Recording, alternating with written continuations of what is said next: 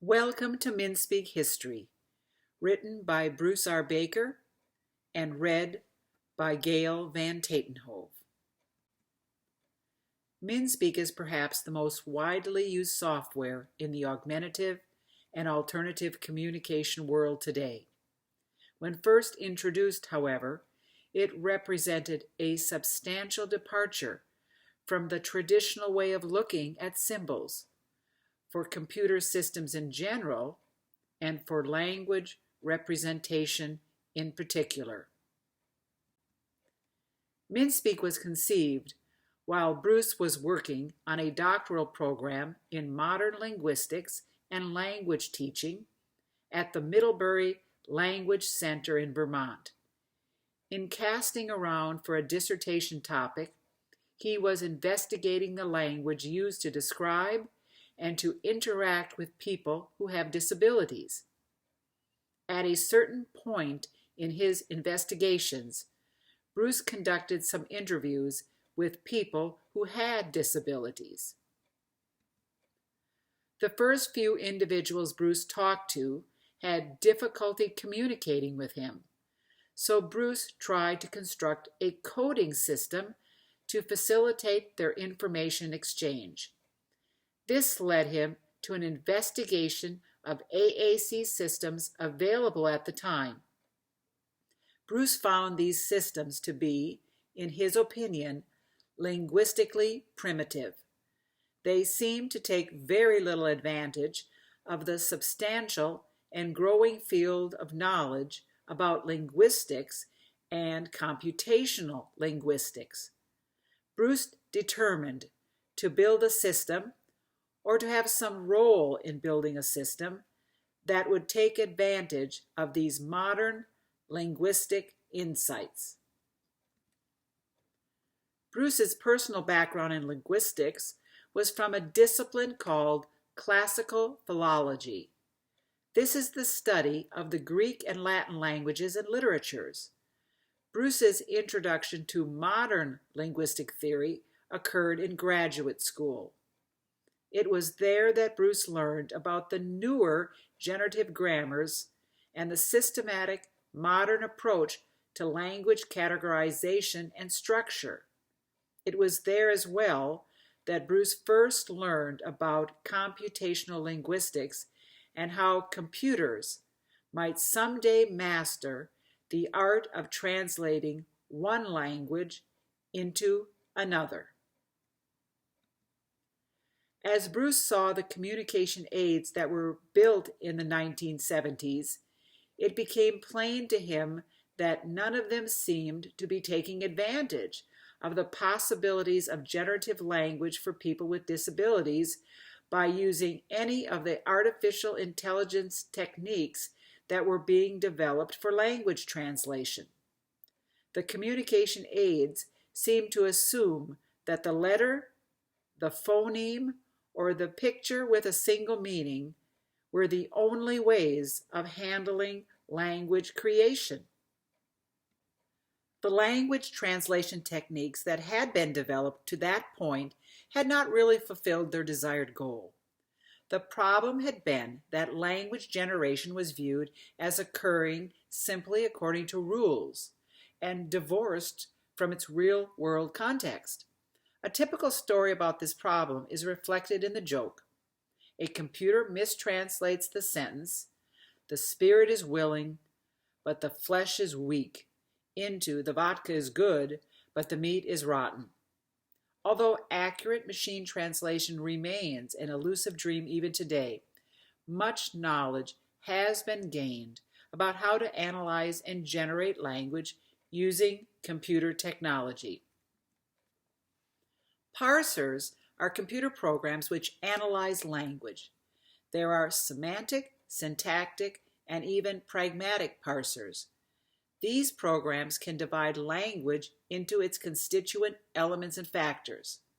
Is there an implication here that one can generate language with a computer program simply by supplying the constituent factors necessary? This indeed has been attempted with some success. These attempts, however, never tried to generate language with a reduced number of constituent factors. In fact, in most programs, the assemblage of constituent factors was greater in number than the letters it would take.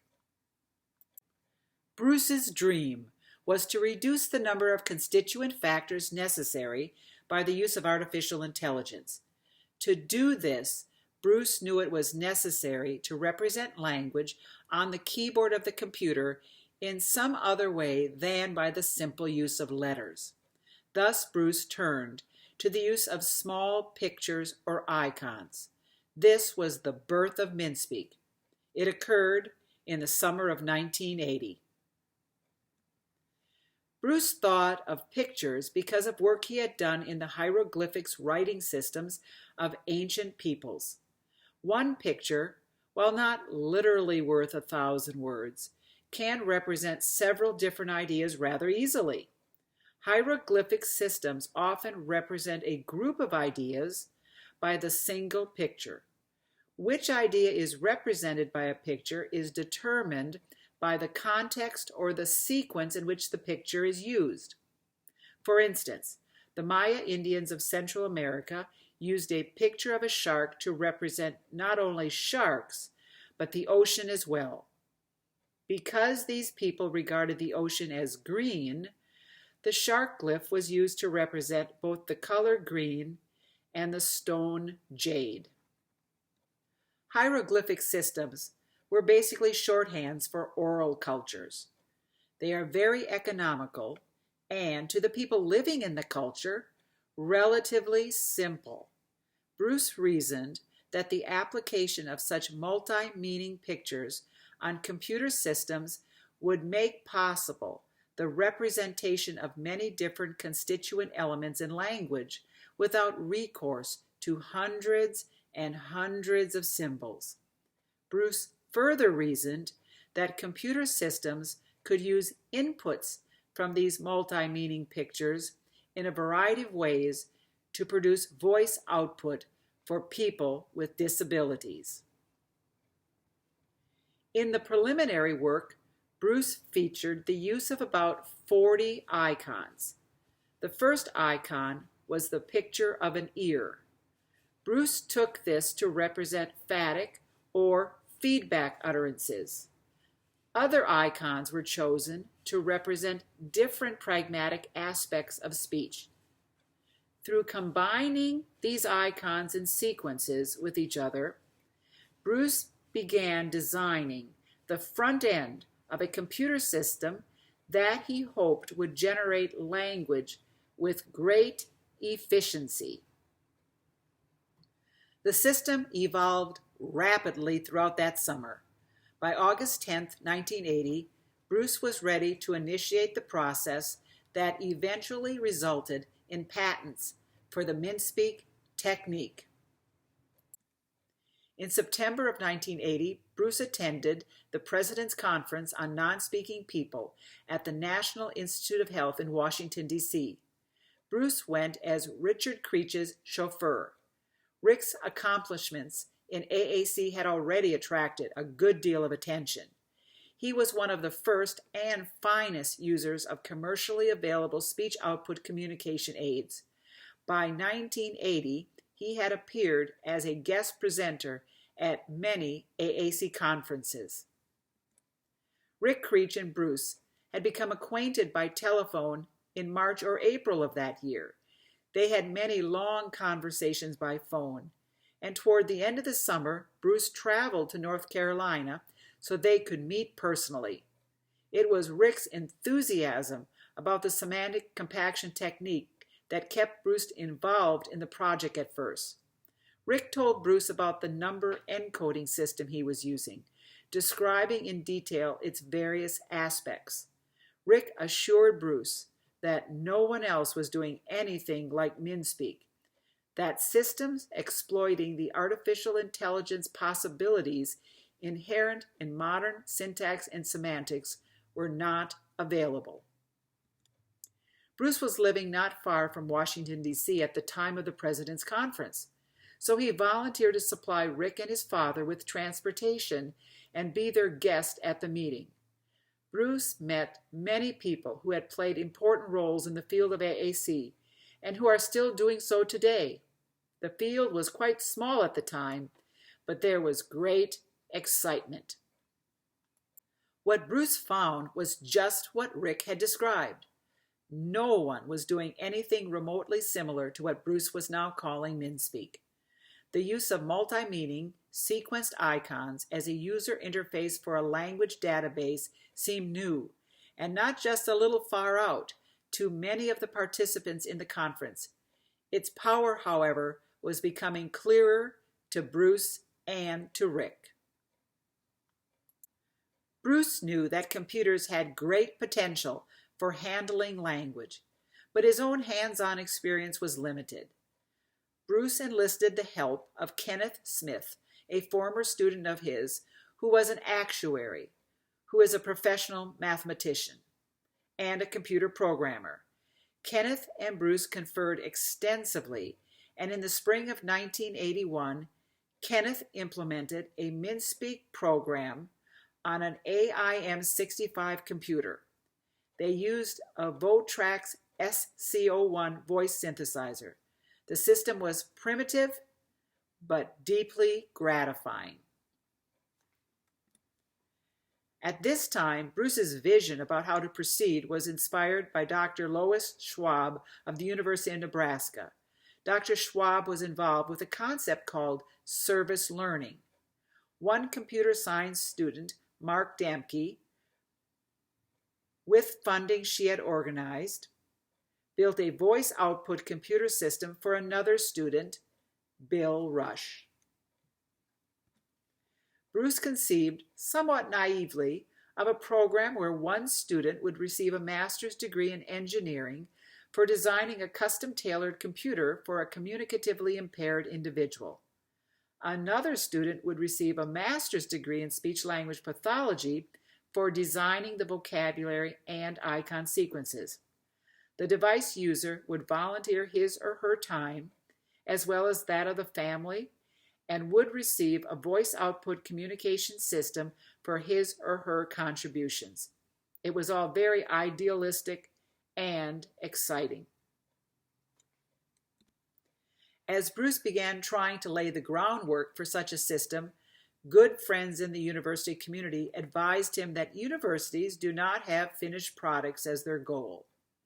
Their goals are education and research, and the internal rhythms of the university, like semesters, quarters, finals, graduation, publications, and tenure, and that would always take precedence over products. Maintenance would become difficult, consistency and quality assurance would suffer.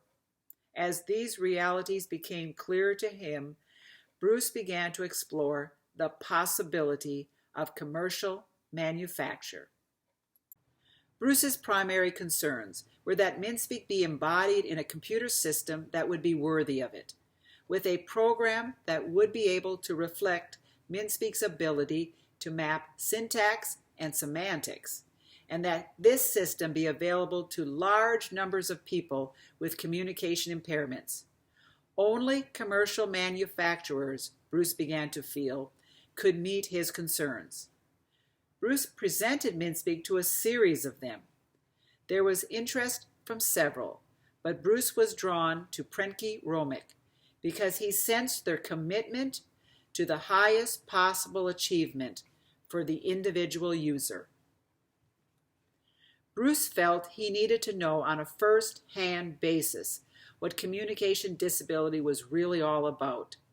So Bruce invited people with communication disabilities who had also written articles about this subject to visit him at his home. Bruce accompanied Bill Rush to a week-long writers' conference in Vermont. Bruce was a guest of Michael Williams and Carol Kresman at their home in California. His life took a dramatic change. Bruce quit his job, sold his house, cashed in his retirement insurance, and plunged into developing the Minspeak concept full-time. On several occasions, For a week at a time, Bruce served as a solo aide to individuals with communication disabilities. After this period of orientation, Bruce began to write about the Minspeak concept in order to show others that the approach was sound. The first article about semantic compaction appeared in Communication Outlook. Other articles followed. Bruce attended seminars and conventions concerning disability and had the opportunity to see the wide range of commercially available communication aids. After several conversations with Barry Romick at these conventions, Bruce was invited to PRC in October of 1981. In December of that year, Barry and Bruce signed their first commercial agreement. The following summer of 1982, development began of a program for Minspeak on the Express 3 hardware, one of PRC's devices. In August 1982, an article in Byte magazine appeared explaining the technique and its possible hardware embodiments. The first week of September, when the development team received a call from Landsberg Productions in Los Angeles concerning a segment devoted to Minspeak, development proceeded in earnest. Within 2 weeks, Neil Russell, the chief programmer at PRC, had a workable Minspeak program. Rick Creech came to Ohio for the taping and was the star. That September began a period of intense alpha testing of the system. 2 prototypes existed. Rick used one and Bruce had the other. The program was revised and refined. At the ASHA convention in 1983 in Cincinnati, Ohio, Minspeak became commercially available. At that time, our knowledge of how to apply it to different population groups was limited. Bruce's own experience with communication disability centered on very high-functioning users. His professional experience was in linguistics and second language education. These perspectives flavored not only the articles about Minspeak, but how we presented it as well. The history of Minspeak, since its presentation at the 1983 ASHA convention, has centered around broadening its outlook, both in terms of user population and language approach. Bruce's original vision was an icon retrieval system for any kind of linguistic corpus. The first commercially available Minspeak system was iconic as per the original vision. It was also sentence-oriented to achieve efficiency for cognitively intact adults. In the years that followed, our knowledge of how to apply the system effectively grew. Different strategies evolved. Today, the Minspeak approach is used in ways Bruce had not envisioned for a wide range of communicatively impaired individuals. How the Minspeak system has evolved is a story that should be told not just by one person, but also by some of the many people who contributed to its evolution. Early contributors to the semantic compaction approach came from a variety of fields and interest areas. Some key contributors, as of 1988, were Robert Stump of the Pennsylvania Office of Vocational Rehabilitation, who helped develop the first Minspeak application program called Word Strategy, and implemented it with an adult in an employment setting. Joan Bruno, then working as a senior research associate of the Prentke-Romick Company, first showed Bruce how to implement Minspeak with very young children. She authored another Minspeak application program called Interaction, Education, and Play. Sue Sansone of the AHRC of Suffolk County, New York, pioneered the use of Minspeak systems for adults with cognitive disabilities.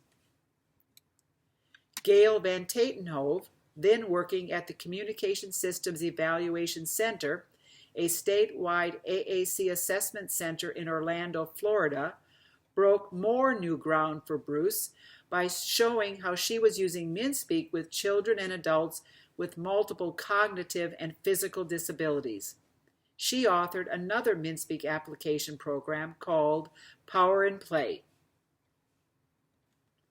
Tracy Kovac began to spearhead ways to implement Minspeak with children with vision challenges who would access their Minspeak icons with auditory scanning. She also authored a Minspeak application program called Stories and Strategies for Communication. As more and more Minspeak application programs were developed, Arlene Badman led a team of people to unify all the different Minspeak application programs. They created the Unity Minspeak application program, which remains the primary language system in all English-based PRC devices today.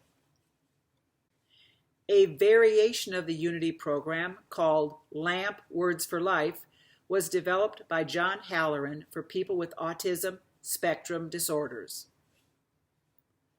Through the contributions of these individuals and many others, the application of Minspeak for individuals with a range of abilities and disabilities remains as vital today as it did in 1980. If you want to read or have a copy of Bruce's paper, download it from the listed address at the Minspeak website. You can also visit the Assistive Technology Oral History Project to watch a video of Bruce explaining the history of Minspeak. When celebrating Bruce's 76th birthday in 2019, a video was compiled with over a dozen people relating stories that give us more insight into the history of Minspeak. Also, since Bruce was a fan of the Beatles, a Pittsburgh-based rock band recorded a performance with the lyrics of the song illustrated with Unity 84 icon sequences. Finally, upon the passing of Bruce Baker, many individuals and organizations recognize Bruce's immense contributions to the field of AAC. These tributes are worth reviewing to appreciate the global impact of Minspeak. Thank you, Bruce, for bringing us the Minspeak language representation system.